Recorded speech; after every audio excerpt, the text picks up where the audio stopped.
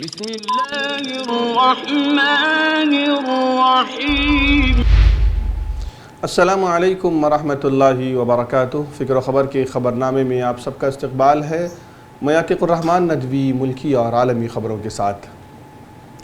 بھٹکل میں مفت ambulance service کا آغاز، آکسیجن کمی معاملہ، سپریم کورٹ نے 12 رکنی نیشنل ٹاسک فورس تشکیل دی۔ ہندوستان اندرا گاندھی اور جواہر لال نہرو کے ذریعے کیے گئے ترقیاتی کاموں کے سہارے جی رہا ہے، شیو سینا کا بیان۔ بی جے پی لیڈر کے گھر چھپائے گئے ایمبولینس کا پردہ فاش کرنے والے پپو یادو کی بڑی مشکلیں۔ یو پی کووڈ کے قہر سے زندگیاں بچانے کو جوجھ رہے کئی شہروں کے اسپتالوں میں بیکار پڑے ہیں وینٹیلیٹر۔ اور بھی مزید خبریں۔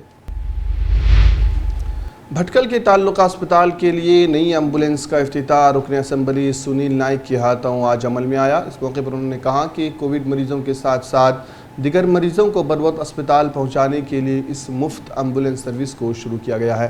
تعلقہ اسپتال کے میڈیکل آفیسر سویتا کامت نے بتایا کہ ہمارے پاس 2 ایمبولینس موجود ہیں، ایک زچہ بچہ کے لیے خاص ہے تو دوسری ایمبولینس کو دوسرے اسپتالوں میں مریضوں کو منتقل کرنے کے لیے خاص کیا گیا ہے۔ اب ہمیں مریضوں کو اسپتال لانے کے لیے ایک ایمبولینس کی ضرورت تھی جو رکن اسمبلی نے پوری کر دی۔ اس موقع پر انہوں نے رکن اسمبلی کا شکریہ بھی ادا کیا۔ ملک کی تمام ریاستوں اور مرکز کے زیر انتظام علاقوں کو ان کی ضرورت کے مطابق اور منصفانہ طریقے سے آکسیجن کی فراہمی کے لیے سپریم کورٹ نے سنیچر کو ایک 12 رکنی نیشنل ٹاسک فورس بنا دی ہے جو فوری طور پر اپنا کام شروع کر دے گی۔ ابتدائی طور پر ٹاسک فورس کی میعاد 6 مہینے رکھی گئی ہے۔ اسے یہ اختیار بھی دیا گیا ہے کہ آکسیجن کی منصفانہ تقسیم کے لیے وہ مختلف علاقوں کے لیے ماہرین کی ذیلی کمیٹیاں بھی تشکیل دے سکتی ہیں۔ آکسیجن کے معاملے میں مودی حکومت کو ہائی کورٹس اور سپریم کورٹس میں مسلسل ہزیمت کا سامنا کرنا پڑ رہا ہے۔ جمعے کو سپریم کورٹ نے اسے سخت کارروائی کا انتباہ بھی دیا تھا۔ یہی وجہ ہے کہ سنیچر کو سپریم کورٹ نے جب ملک بھر میں آکسیجن کی تقسیم کے لیے کمیٹی تشکیل دینے کا اعلان کیا تو مودی سرکار نے اس کی مخالفت کرنے کے بجائے تائید میں ہی عافیت سمجھی۔ سالیسیٹر جنرل تشار مہتا نے کورٹ کو بتایا کہ مرکز اس مشورے کے حق میں ہے، جس کے بعد کورٹ نے ٹاسک فورس کی تشکیل کا اعلان کیا۔ جسٹس چندرچوڑ اور جسٹس سی ایم آر شاہ کی بینچ نے ٹاسک فورس کی تشکیل کا اعلان کرتے ہوئے کہا کہ اس ٹاسک فورس کی ذمہ داری ہوگی کہ وہ سائنسی طریقے سے ریاستوں اور مرکزی علاقوں کے لیے آکسیجن کی فراہمی کے اصول طے کرے۔ وعدہ ہے کہ آکسیجن کی تقسیم کے مرکز کے فارمولے میں خامیوں کو ملحوظ رکھتے ہوئے نیا فارمولہ وضع کرنے کے لیے یہ کمیٹی بنائی گئی ہے۔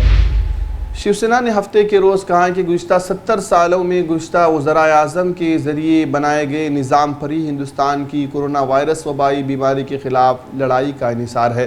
یہ تبصرہ شیو سینا پارٹی کے ترجمان میگزین سامنا کے اداریے میں نریندر مودی حکومت پر طنز کرتے ہوئے کیا گیا ہے، جس نے ملک کی حالیہ پریشانیوں کے لیے اکثر ماضی کی حکومتوں کو ذمہ دار ٹھہرایا ہے۔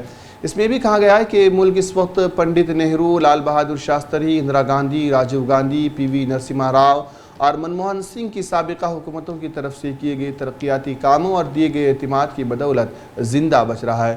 اس مضمون میں ایسے وقت میں دہلی میں سینٹرل وزٹا منصوبے کے تحت آگے بڑھنے پر بھی مرکزی حکومت کو تنقید کا نشانہ بنایا گیا ہے، جب چھوٹے پڑوسی ممالک بھی ہندوستان کو مدد بھیج رہے ہیں۔ اداریے میں بتایا گیا ہے کہ بنگلہ دیش نے 10,000 ریمڈیسیور دوائیاں بھیجی ہیں، جبکہ بھوٹان نے میڈیکل آکسیجن بھیجا ہے۔ نیپال، میانمار اور سری لنکا نے بھی آتما نربھر ہندوستان کو مدد کی پیشکش کی ہے، لیکن جب غریب ممالک اپنے طور پر بھارت کی مدد کر رہے ہیں تو ایسے میں وزیر اعظم نریندر مودی دہلی میں 20,000 کروڑ روپے کے سینٹرل وزٹا پروجیکٹ کو روکنے کے لیے تیار نہیں ہے۔ شیو سینا کی ادارے میں مزید کہا گیا ہے کہ چونکہ دنیا وبائی مرض کی دوسری لہر کا مقابلہ کر رہی ہے اور ماہرین نے ایک تیسری لہر کی بھی پیشن گوئی کی ہے، ایسے میں بھارتیہ جنتا پارٹی مغربی بنگال میں ممتا بنرجی کی زیر قیادت حکومت کا تختہ الٹ کرنے میں بھی مصروف ہے۔ حالیہ اختتام پذیر کیرالہ اسمبلی انتخابات میں بھارتیہ جنتا پارٹی کی ہار کا مذاق اڑانے والی ویڈیو شائع کرنے کے بعد فیس بک نے ہفتے کے روز معروف ملیالی شاعر کے سچیدا نندن کا فیس بک پیج 24 گھنٹے کے لیے معطل کر دیا ہے۔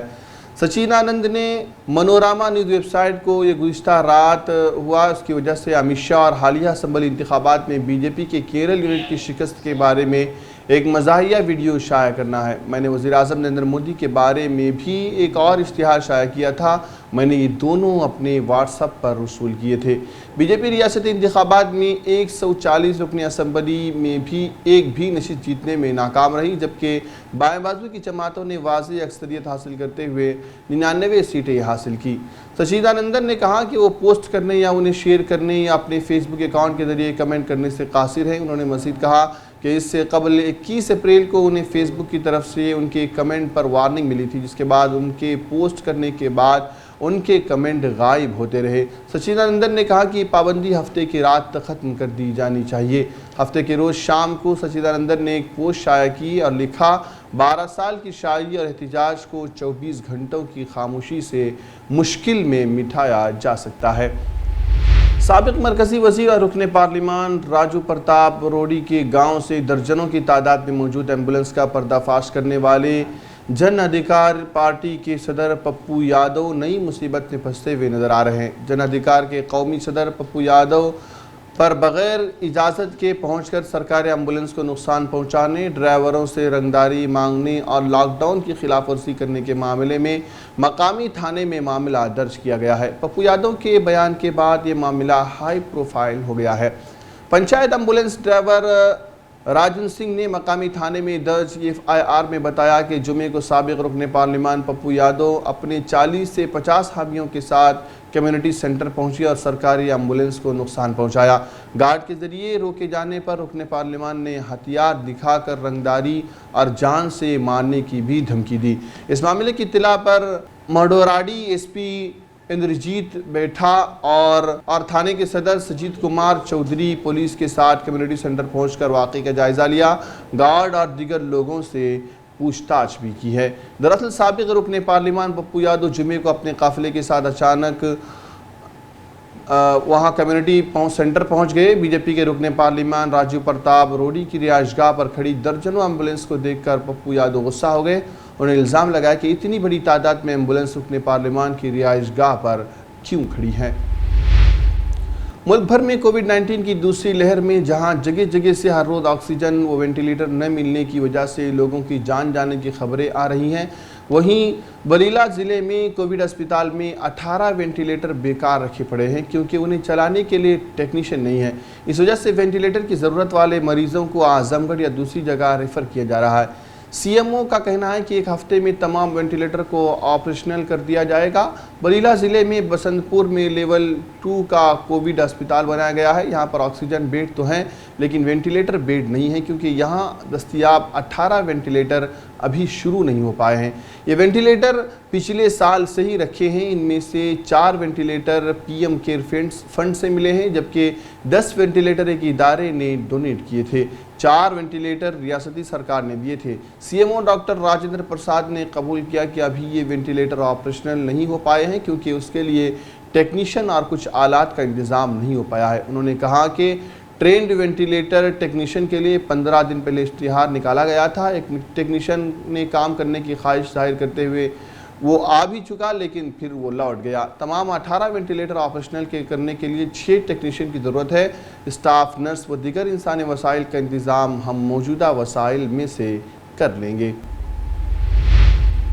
अफ़गानिस्तान से एक बड़ी ख़बर ये है कि अफ़गानिस्तान के दारुल हुकूमत काबुल में लड़कियों के एक स्कूल के बाहर होने वाले मुतअद्दिद धमाकों में हलाक होने वालों की तादाद 50 से तजावज़ कर गई है, जबकि 100 से ज़ायद अफराद ज़ख्मी हुए हैं।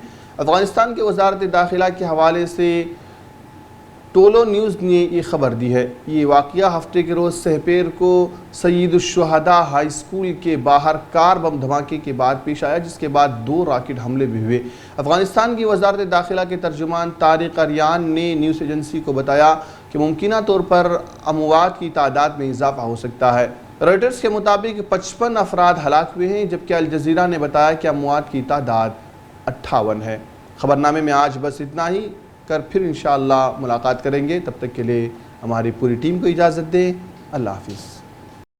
हमसे जुड़े रहने के लिए हमारे चैनल फ़िक्र ख़बर TV को सब्सक्राइब करें, वीडियो को लाइक और शेयर करें। मज़ीद ख़बरों के लिए लॉगिन करें फ़िक्रख़बर.com।